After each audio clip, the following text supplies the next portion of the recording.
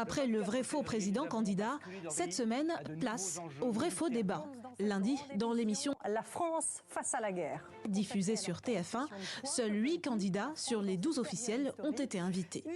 Excitent donc le souverainiste Nicolas Dupont-Aignan, les anticapitalistes Nathalie Arthaud et Philippe Poutou, et l'inénarrable député centre-droit des Pyrénées-Atlantiques, Jean Lassalle, très en colère. C'est la goutte d'eau qui a fait déborder le vase.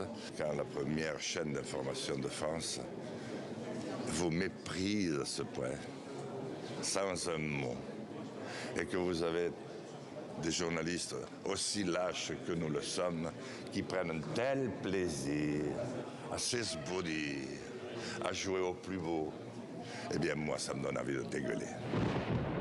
Après les journalistes, Jean Lassalle fustige le président, Emmanuel Macron, représentant majeur de la finance à ses yeux.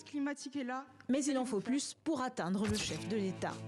Car entre deux coups de fil à Volodymyr Zelensky et Vladimir Poutine, Emmanuel Macron reprend tous les codes du chef de guerre dans sa communication. Sweatshirt des forces spéciales de l'armée de l'air et de l'espace, mal rasé, le visage apparemment creusé par des nuits blanches.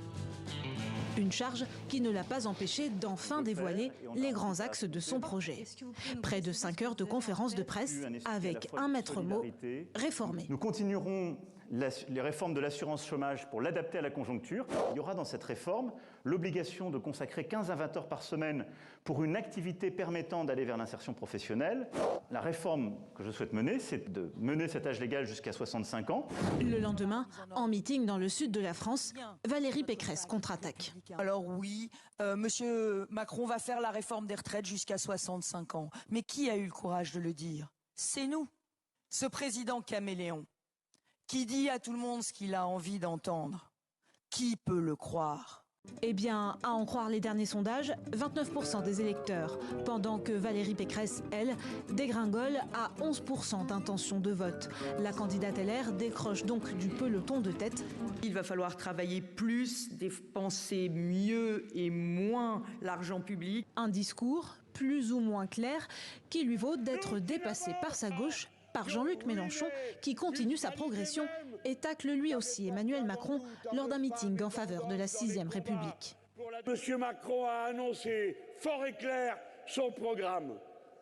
Alors, oui, ce vote est un référendum social.